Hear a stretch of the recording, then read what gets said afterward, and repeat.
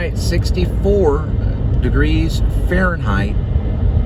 We're dealing with 204,971 miles on the odometer.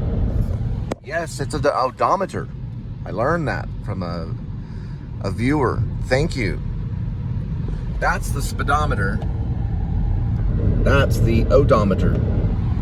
It's an important little thing, and I got it wrong for several months. So welcome to the right way of saying it. Odometer.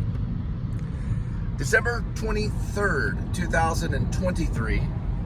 And welcome, you guessed it, the Please Subscribe show. Now I'm going to talk. Well, I'm talking already, but now I'm going to talk and switch it up. So welcome, I'm Cole Spivey. I used to work for a 7-day bank. Now a lot of the locations are no longer open 7 days a week, but I'm not working at a bank right now.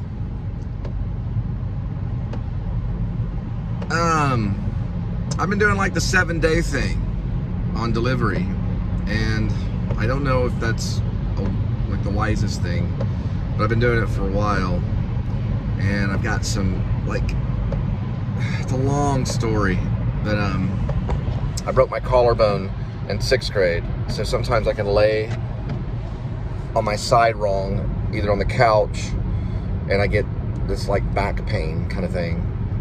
I don't know how long I've been doing this, straight 7 days a week kind of thing, but I'm delivering food to your doorstep, and Christmas is going to come up here. Christmas Eve is tomorrow, so we get off a little bit early, and then of course Christmas Day, you know, we're free to go for that time period, have what's known as a day of rest, which isn't exactly what's going to happen. Linda, my beloved wife, and I are going to go to Dallas to visit one of her friends for Christmas time. But that's still kind of like, you know, still rest. You know, there's some rest in it. I've been laying on the hardwood floor to stretch the right side, this shoulder here, and under the shoulder, at the back is the shoulder blade, is where the pain is. Now I'm going to switch to something very poetic.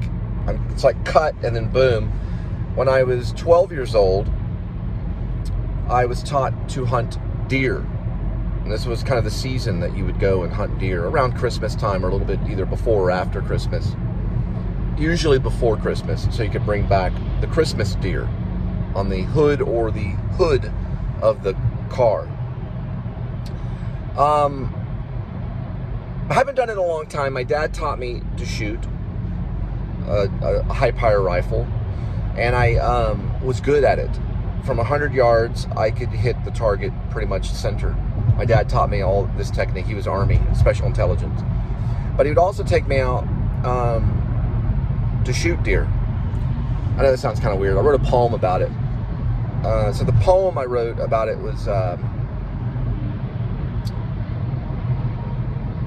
can't recall the title of the poem, but it made it into a little vignette. I wrote it. It was about shooting a deer. But I remember we would aim at the shoulder blade of the deer. And that would kill the deer. And a lot of times the bullet would go through the heart, or it'd shatter the shoulder blade, and the deer, that's it. You hit the deer's shoulder blade, then it's what's known as a successful kill of that deer. And I think of that sometimes when my shoulder hurts like that, because I killed that deer. About 100-yard shot. I was hugged up. My dad taught me to kind of camouflage myself up against like a tree, and we'd wear fox pee on our heels, or on below our knees down all the way to our feet, so we would smell like fox pee. So you'd smell like fox pee because the deer would just think that a fox just urinated over there. Not a pea, but a fox. And so I would hug up against the tree, and I wore this camouflage mosquito mask that was like a veil over the face, and camouflage hat, so you would not, my dad would tell me when I was younger, when we'd hunt, to be like the Emerald People. There was a movie called The Emerald People. They were completely still. They did not move. Sorry about this talking head shot. This is right here. I'll kind of get more entertaining. And so it took a lot of concentration. We'd have to be completely still. And the deer would walk like sometimes only a few hundred yards from you, because we would be on the trail of the deer. And we would use feeders to guide the directions of the deer throughout the season, so we would know where they would go. And then when the deer would show up, we would take aim, or I was on my own when I did it, and take aim, and you'd take a little half breath like that, and I believe you would try to slow your breathing and your heart down so you could control the shot. And then you would slowly squeeze the trigger so that you did not know when the gun would go off. That's how slow you would squeeze the trigger. And then, surprise, the gun would go off, and you'd get a better shot that way than to try to control it, where it would jolt the rifle. So you're just barely squeezing the trigger, right? And then boom, you're surprised by the gunshot. This is techniques and sniping and stuff that this comes from the Army. Dad trained me. So anyway, it was a successful shot. It happened around probably before Christmas time. I was probably about 12 years old. So after I hit the deer, and I was pretty sure I got him because I heard something after I fired, he took a half breath, the deer did, himself. It was a buck. It was supposed to be 8 points, but it had a missing antler. So it turned out to be a 7 point. And he took off running, the deer did, about 100 yards. And when my dad's friend came up and found me finally, because we had these signal shots where we'd fire like 3 times in the air with a pistol. And that means that we either shot a deer or we needed assistance. And then they showed up, and his friend found the deer about 100 yards. So it was close to hitting the deer in the heart, but he still was able to run just a little bit. And then the deer was dragged off because it didn't have the 8 points, so it wasn't under regulation, which you're supposed to report that. I reported it, but I'm 50 now, and I did it when I was 12. The deer's body was preserved for meat, so we did use the meat from the deer. Because of that one little antler, though, because of the one missing antler, it didn't fall into regulation, so you could be fined for it. And the game warden sometimes could fine you, and they game wardens can search anything, right? So, but they didn't, and we chopped the deer's head off and took it in for meat. So anyway, don't do that. Follow regulations. 8 points only. I think it's a 12-inch spread, 14-inch spread, depending on where you're hunting, because they want the deer to be a certain age and stuff like that. Don't know why I'm talking about this, but the reason why is because when I have that feeling in my shoulder blade, I think of that poor deer that lost its life over sport. People do it every day. And they eat deer. It's venison. It's actually good, especially venison jerky. But yeah, stay in regulation. 8 points, 12-inch spread. The fine's expensive. It's an expensive fine. All right. First delivery for it's a rainy day, 5:21, 5 minutes, 1.9 miles. All right, guys. Tom Sizemore died March of this year, 2023. I always wanted to thank him personally for his line in Saving Private Ryan. I don't worry about it. Knocked the breath out of me. There's the river of Trinity, West Fork. Yeah, Tom Sizemore, great actor. There are no go-karts right now. It's too rainy. But that's Rockwood go-kart. Go-karts and Kia they used to make triangle cars close enough.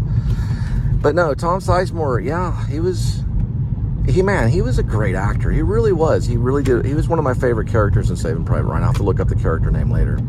He was the one that was always next to Tom Hanks. He was kind of like an older soldier Tom Hanks was an English teacher.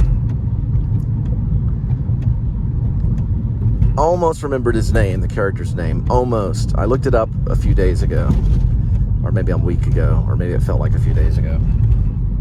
Did not know that he died until just the other moment today. It's like a few hours ago. So I was looking up some stuff about Tom Sizemore. Man.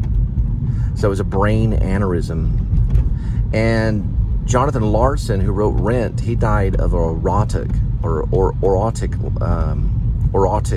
aneurysm. It basically means one that's connected to the heart. Meaning it just happened. And it kept him alive for a little while. Not Jonathan Larson, but Tom Sizemore. They kept him alive, and then they pulled the plug on it. You know, the whole thing. Pulled the plug on him. They couldn't keep him going. Did not know any of this until just a few moments ago. You never know. Probably didn't see it coming. Back pain is one of the things, though, they say. But a lot of people have back pain. But I love that line, you know, because it was a mortal wound that he got hit. He just didn't want to accept it, or he didn't want the captain to know about it, which was Tom Hanks' character. So when he looks over at him, he just says, "Oh, don't worry, just knocked the breath out of me." Then a few moments later, after more war and all this stuff going on by the bridge, Tom Hanks' character looks over and he's dead. His eyes are wide open. Right before he starts getting that ringing in his ear. And then, next little moment, angels come in, flying low, P-52s or something like that.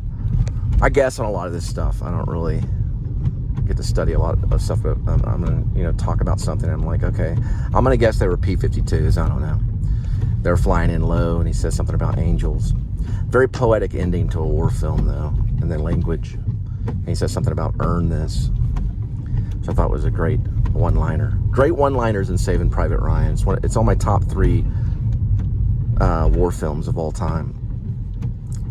And it's in the Washington, I believe the Washington Memorial. It's in a museum. The first 30 minutes is replayed over and over again.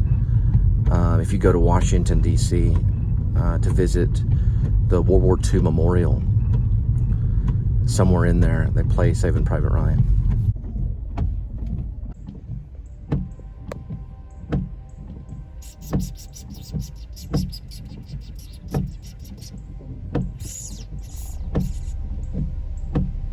Perfectly still cat.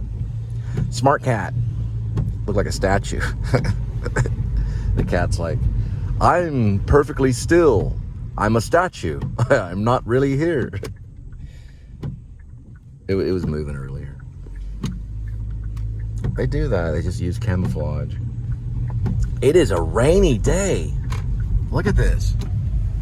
Beautiful day in Fort Worth, guys. Thanks for tuning in. Please subscribe. Show will be going live on New Year's Day for about an hour or so. Linda and I will be probably just trying to play some kind of songs on the guitar for you. We've got a few of them. We got one about food called Glorious Food. And then Impossible, I'll be playing Impossible, which is about love. Because life is impossible without love, for sure. You gotta have love. So we're gonna be singing probably those 2 songs. Look at this couch right here. And look, free couch.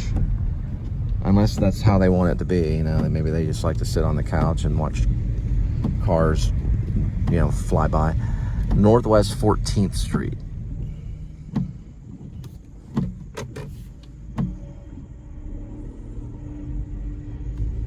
I don't know, this map doesn't always show the streets. It shows the cross streets fine. It's not a map, that's just Crown of Thorns 10th anniversary Pearl Jam. But it'll show, like, you know, the cross streets on it.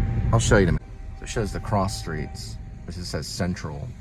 That says North Side. But what about the road that you're on?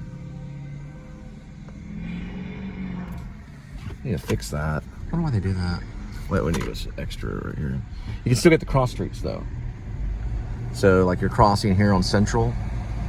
So that would be Central right there. Now your next one, there's a gas station, so it gives the gas station information. There it is. So we're on Gold. It does pop up. You just have to be patient. Then north side is right here, west north side, Fort Worth. And that's Gold or G-U-L-D Avenue. It just doesn't do it all the time, I've noticed. And also another thing I noticed whenever I did Uber, people would like to be picked up sometimes on a cross street. Like let's say we're on Gold, or we were on Gold and north side, or Gould, I guess it would be Gould maybe. You can't really plug that in. And why is that the case? If you can, teach me how. I could look it up on YouTube. You can plug in cross streets. Now you can plug in coordinates, and those are usually pretty exact, but not with the roadie map. That's what I was always saying when I was doing roadie, the app, always check the coordinates on it, because they'll take you like a wrong way. If the coordinates are in there, I noticed that. If it's only GPS coordinates.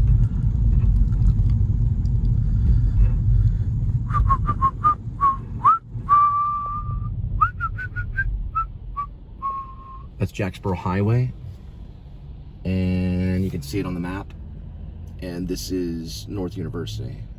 So that would be like, can you plug that in to Google Maps?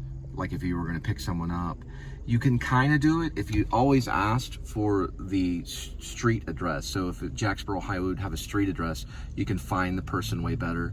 If you're on University, you want the street address, you can find them better that way too, rather than just the corner. I'm on the University in Jacksboro Highway. It's better to give out the exact address. All right, next delivery is 6:06, 6 minutes, 2 miles. And there's the back side of the Modern Art Museum, covered in Christmas lights for the night.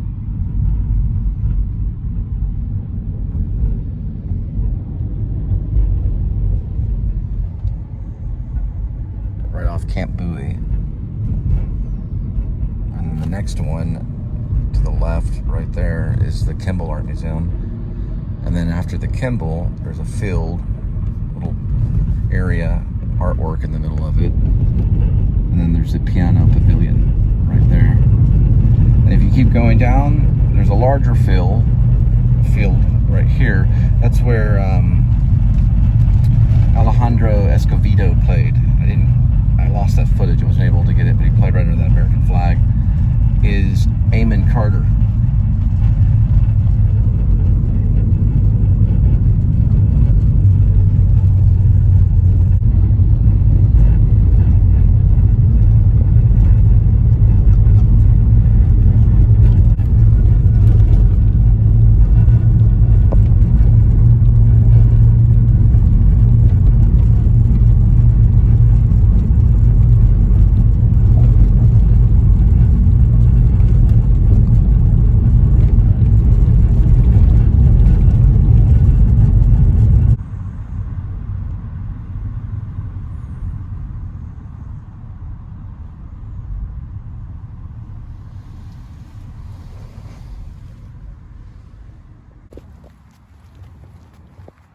All right, next delivery, 6:26 p.m., 14 minutes, 5.4 miles. Looks like someone's getting decorative with a frog. Froggy Christmas.